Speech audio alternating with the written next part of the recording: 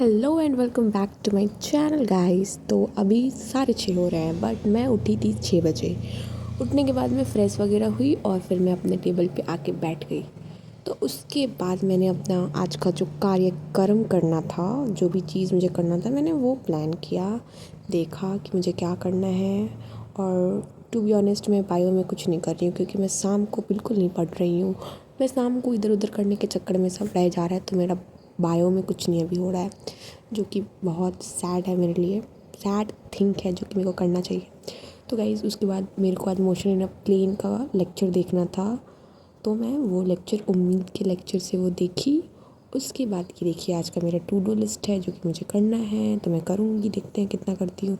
Motion in a plane के मैं side buys अपने शॉर्ट नोट्स बनाई और जो मेरे क्लास नोट्स थे उसको रिवाइज़ करते करते मैंने इस चैप्टर को रिवाइज़ किया। इसके बाद का इसमें क्या कि इसके बाद मैं नहाई धोई, थोड़ा सा नहाई, उसके बाद फ्रेश हुई, खाना खाई, नाश्ता बनाई, सब की बहुत काम की भाई, मैं बहुत काम करती हूँ। फिर उसके बाद 10 बजे मैं आई वापस पढ़ने के लिए, और कल ना मेरा आयोनिक का क्वेश्चन बचा था, तो मैं सोची कि उसको कर ही लेती हूँ भाई, क्यों उसको छोड़ना। तो मैं उसको भी कर ली, मतलब अभी करूँगी। और आयोनिक के क्वेश्चन ये देखिए, ये मेरे पास एक अनअकैडमी का बुक रखा था, तो इसका जो ELP वाला सेक्शन था तो मैं उससे कर रही थी भाई, अच्छा क्वेश्चन लगा तो कर ली। अब कितना टाइम हो रहा है? हाँ, अब बज रहा है 12:30 होने वाला है, और मैं 10 बजे से की।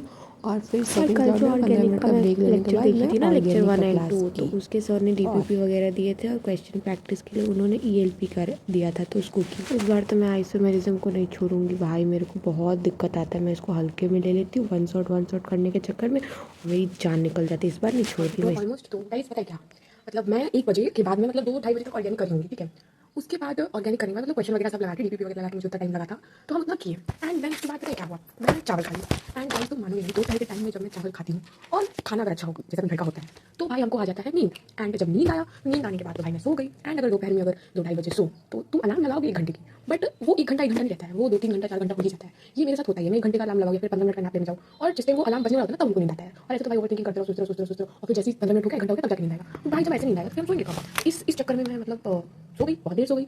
4:30 अराउंड उठी। 4:30 उठने के बाद थोड़ा फ्रेश वगैरह हुई। फिर मेरे जो मेरे चाचा है जिनसे मैं डरती हूँ, मतलब डरती इन द सेंस मैं उनकी बातें सुनती हूँ या फिर वो मेरे को मोटिवेट वगैरह करते थे। अब तो भाई मेरे को सुनाते हैं, क्योंकि 2 बार एग्जाम नहीं निकला, तो ऑब्वियस सी बात है भाई, एक्सपेक्टेशन पेरेंट्स की खत्म हो जाती है। मानो या ना मानो, वो 11th में वो मोटिवेट करेंगे, 12th में वो मोटिवेट करेंगे, बट जब उनकी एक्सपेक्टेशन खत्म हो जाएगी ना भाई, वो भी मोटिवेशन उनका खत्म देना खत्म हो जाता है। फिर वो सुनाते हैं। और मेरे अंकल का है, भाई तुम 2 साल से पढ़ रही हो, तुम्हारी तीसरा मतलब सेकंड ड्रॉप है, मतलब टोटल 4 साल से तुम पढ़ रही हो भाई, 11th 12th को तो गिनते नहीं है, वो मेरा नीट का प्रिपरेशन मानते हैं।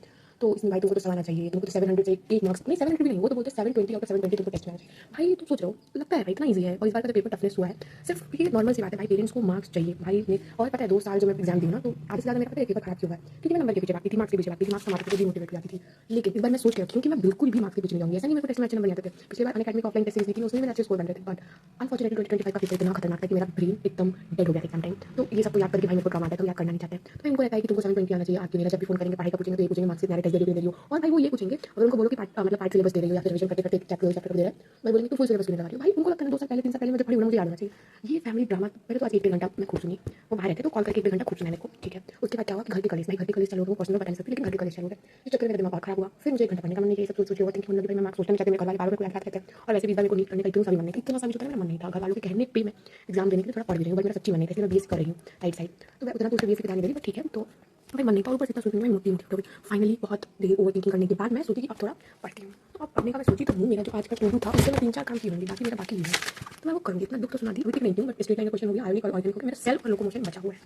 देखते हैं हो पाता है कि नहीं, बट गाइस बहुत दुख है यार, बहुत दुख है। अब मैं सोचूं मैं किसको बताऊँ, दोस्त लोगों को बता कि वो लोग भी थक गए सुन सुन के। तो मैं सोची